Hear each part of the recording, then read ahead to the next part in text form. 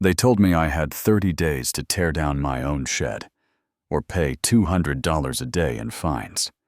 No hearing, no negotiation.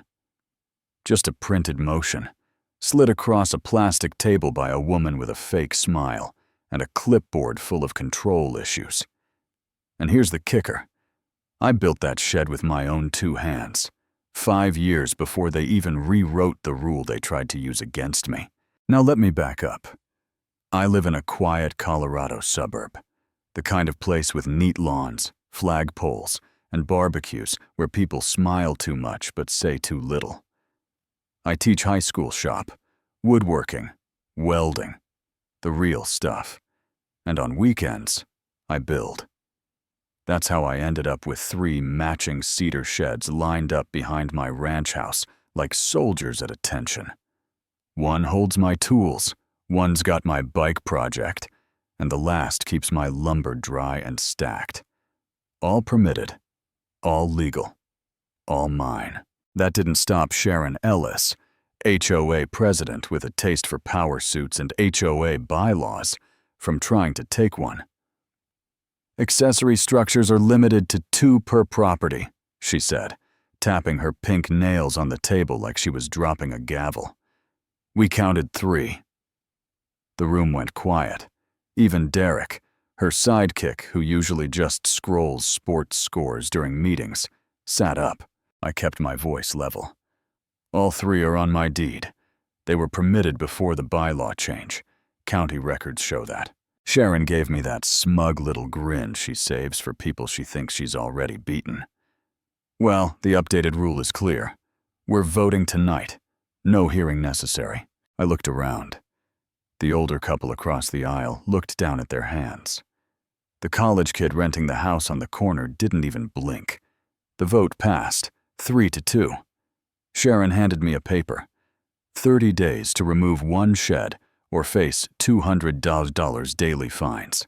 After the meeting, she cornered me by the cookie table. "No hard feelings," she said, like she hadn't just tried to erase months of sweat equity. "We just need a shared shed for lawn gear, and yours is perfect. You'll adapt."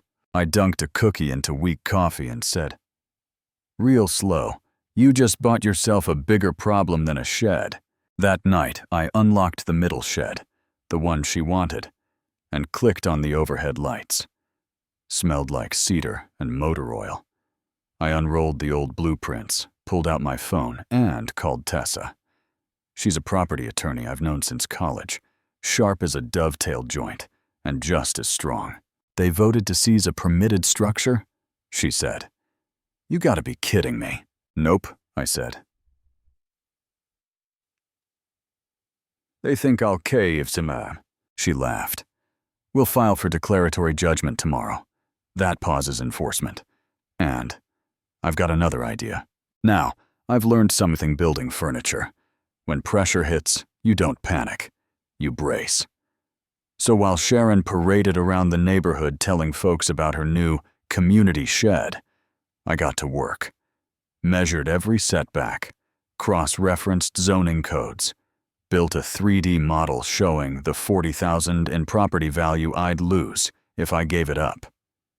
Then we dropped the hammer, served Sharon papers on a Thursday morning. I watched from my truck while she opened the envelope on her porch. Her smile vanished real quick. Their lawyer, Paul, some family law guy who lived 2 doors down, called me that afternoon. "Can we talk settlement?" "I'd rather talk compliance," I said. "Either drop the fines or let a judge decide." The hearing came quick. Judge listened, nodded a lot, then leaned forward. "You're trying to confiscate a permitted structure with no compensation?" Paul squirmed. "Motion denied pending trial," the judge ruled. Sharon's jaw twitched. Now you'd think that'd be the end of it, right? But nope. Sharon kept adding $200 a day fines to my ledger, like nothing had happened. I logged every single one, printed notices, escrow statements, the works.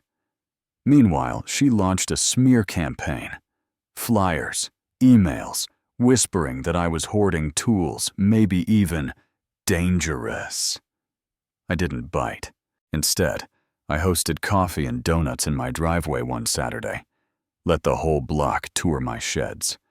Organized, labeled, spotless. Motorcycle frame gleaming on a lift. I laid out the permit and the judge's order like a museum display. Told no lies, just let the facts breathe. Next HOA meeting, standing room only. Residents wanted answers. Why are we spending dues on legal fights? Did we even vote for this? Sharon stammered about aesthetics. Derek, bless him, finally stood up. I move. We suspend all fines until the court decides. It passed. Sharon didn't have the votes anymore. Tessa sent a settlement offer. Rescind the fines, acknowledge the sheds, reimburse my legal costs. Sharon rejected it in under an hour. Her mistake. Discovery phase opened, and that's when we found the smoking email. Sharon, writing before the bylaw even passed. If we squeeze him with fines, he'll fold, and we can claim the shed for storage. She called me a hoarder. Intent matters. At the same time, I motioned for a financial audit of the HOA. Members approved it. The CPA found Sharon had been funneling payments to a landscaping company run by her cousin. Skipped the three-quote rule. Petty theft, sure, but enough to get her censured and removed as chair. Derek called me that night. I was wrong. She pushed too hard. The trial came fast after that. Tessa laid it all out. Permits, emails, audit trail, appraisals. Their new lawyer tried painting me as selfish, but the county planner backed me up word for word. The verdict? Total victory. HOA ordered to pay damages, my fees, and fined for bad faith enforcement. Judge barred them from touching my sheds again unless they had real cause. But it wasn't over. The judge referred Sharon's audit to the district attorney. Turned out her cousin had padded invoices. Boom! Grand jury indicted both of them. Embezzlement. When the deputies came for her, I watched through the blinds. Quiet. No fist pump. Just relief. Took years, but the ledgers finally balanced. Her old house went into foreclosure. I bought it at auction. Hired my shop students, now graduates, to fix it up. Turned the garage into a community workshop. Put a brass plaque out front. Owned and operated for the common good, by private deed. Every dollar from Sharon's restitution went to scholarships for local trade students. She tried one more stunt. Filed a small claim suit for emotional distress. Cited the driveway coffee event as public humiliation. We bumped it to circuit court and buried it with counterclaims. Meanwhile, I caught 2 new inspections, zoning and fire safety. Both clean. Both traced back to her cousin's false reports. That violated his bail terms. He went back to jail. Sharon, from her prison block, had shaved months off his freedom. By year's end, I submitted plans to divide Sharon's former lot. Half became a pollinator garden deeded to the HOA. The other half a craftsman cottage I built with Jonah, my scholarship student. Every inch, every nail, placed with care. The HOA voted to lease the workshop for 99 years, for $1. Sharon filed an appeal. Got denied. Again. Her last day in prison? She came back to the neighborhood, stood in front of the old house, read the plaque on the shed, and walked away without knocking. Liberty Shed is what we call it now. Every weekend, students stop by to learn blade sharpening, safe storage, or just how to cut straight. County officials wrote about us in a resilience pamphlet. We became the model. Sometimes I catch myself staring at the shed in the afternoon light. Silver cedar. Sharp lines.